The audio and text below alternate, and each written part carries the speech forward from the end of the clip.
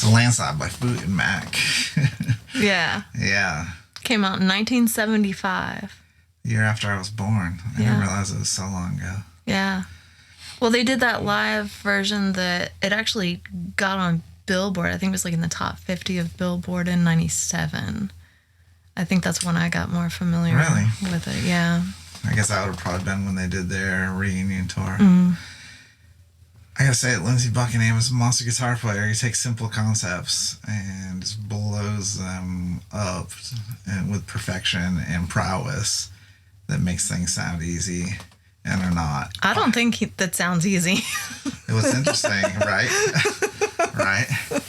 It sounds easy maybe because it kind of lulls you, like it's very similar, but it has little variations. And then the other thing about it is that, you know, when there's been times when he was not in Fleetwood Mac. Yeah. And he had to be replaced by multiple guitar players and singers in order to make up for the gap that was there. Yeah. Once they were doing more of a, what do you call it?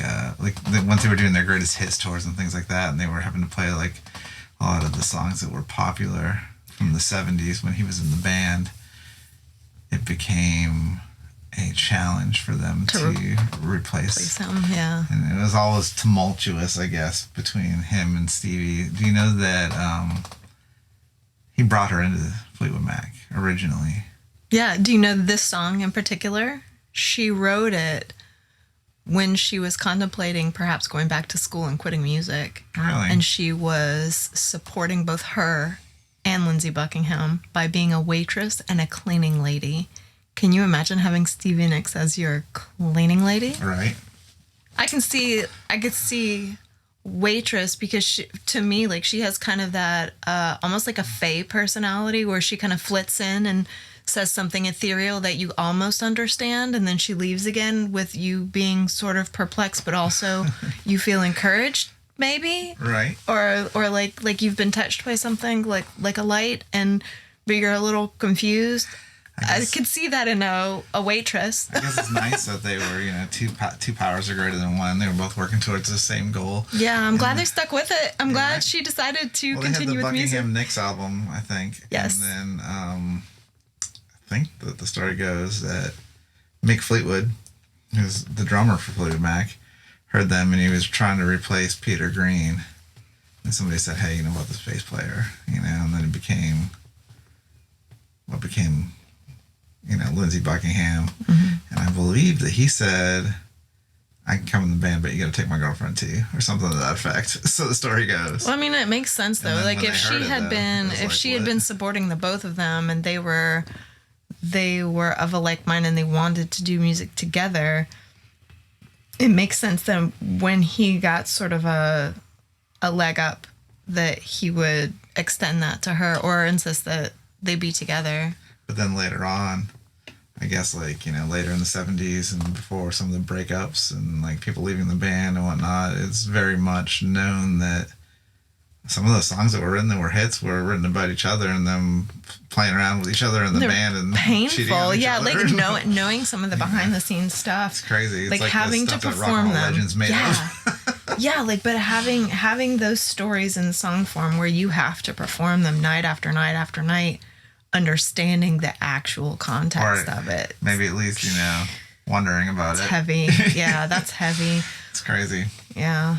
Well, evidently this was one of their more important songs that they felt was important to continue to showcase because Stevie sung it on every tour that she did with Fleetwood Mac, except for the one about the cage, Shake the Cage tour. I don't know what that was. Yeah, I read the wiki page on it. It's really interesting. Yeah. Oh, and also related, but also not related. I kind of thought, you know how we say we tell ourselves the stories about the songs, like listening to the lyrics. You know, she's got these snow-covered hills, but the landslide brought down the image, the reflection that she was seeing. And I was like, I don't think she's using the right word. I think she means avalanche, because I was thinking about the snow-covered hills and there being this, wouldn't it be an avalanche and not a landslide? Well, in looking up landslide facts, because rabbit holes are a thing for me, actually a landslide is commonly caused by quick snow melt. Really? So if you have a rapid snowmelt, it's a high likelihood for a landslide. So avalanche, landslide. She was right. She was she was right. Whether she meant it more poetically or not, she was factually also correct. Also correct. Well, I think also that the word landslide sings a lot better than avalanche. Yeah. Yeah. Yeah. Yeah, I can imagine that avalanche brought you down. I mean, I guess, but also landslide.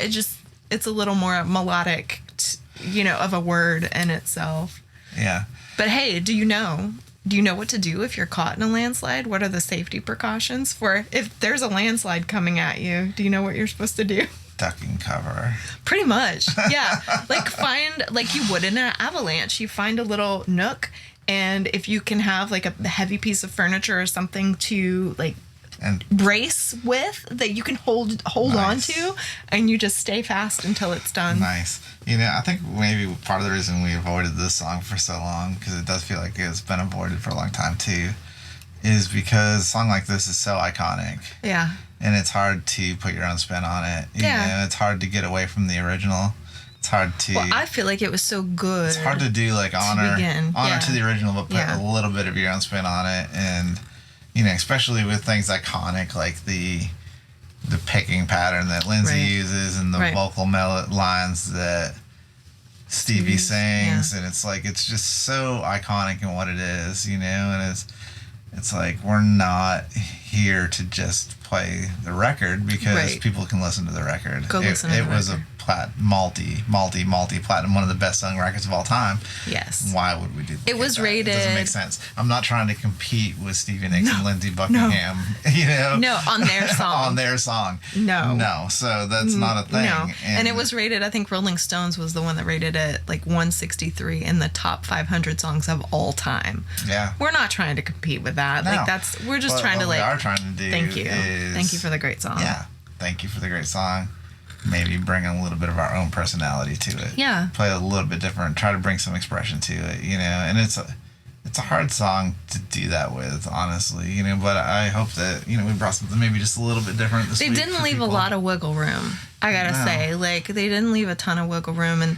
And I think the Smashing Pumpkins did a cover of this. They did. And yeah. It was why? When I heard it, it's not something that I really care for too much. I like the Smashing Pumpkins. I don't know. I like their song. I like their music. Yeah. So I mean, it's no diss to them. I just one of those understand. It's weird that they would feel so connected to this song in particular, or Billy Corgan would, that he would want to cover this song in particular. I wonder if it was a record label decision though, because that was kind of in the heyday of it's always been a thing, do this. But I think that Billy Corgan was always kind of do his own thing. That's the impression I always got, and his songs were so good, really, and just so much his own thing, and so much of a character very thing. Unique. I just found it interesting that would be a song that he would want to cover. I'm just pondering, would that have been around the same time that they did that reunion tour, and it was to get maybe more hype in a different market? I don't know. Possibly. Who knows? Were they on the same record label? I don't know. I haven't done that research. I don't know that. I don't know if it would be a thing or not. Who knows? The music industry is a strange and wonderful place where good men go to die and are ripped apart like dogs and savages. There's also a bad side to it. Yeah, it's bananas. Yeah. And very much like bananas, they're ripe for about 10 seconds. They're just the perfect. You have about that much time where you have the perfect mix of your bandmates meeting the right people, being the right age, having the right talent level, being in front of the right people, and to have striking. The recipe. Yeah, it is very lightning striking. It's an avalanche. Or a landslide. Brought on by rapid snowmelt. Bring it down. Just like that. It can. Just like that. It's so funny though, in the song, that repeating line, I'm getting older too. And I think about Stevie Nicks and her little tiny baby 1975-year-old self going, I'm getting old. old, and here she is still in the music industry. Getting old. I can't just keep trying. I'm gonna have to go to school. But I feel that's the thing though. Like I feel that the weight, like all the things coming down on you, like a landslide, like half a mountain just piling up on you, and you going, "Am I doing the right thing? Am I in the right space? Am I supposed to be like chasing this artistic thing that may or may not pan out? And what does my life look like if it doesn't pan out? Like, and then what? Will I regret having made art? Like contemplating all that and feeling the weight of all those things just kind of crashing on you, and having the person that you love and you're in community with relying on you for that same artistic movement. Like we deal in this. We do the same thing. Like, so I really, this resonates with me. Knowing the backstory really resonates with me. Absolutely. But I do think, and we've talked about it before, that making art for the sheer joy from the artist's perspective of having made the art, not because there is a product at the end of the process, but the process itself is fulfilling. Now, it doesn't put food on the table. Food's also good. But it is fulfilling. It is good to have your brain functioning on like all chemicals. Yeah. Including food when you're trying to write music. So, like, it's fulfilling, but it's not filling. Right. Yeah. Yeah.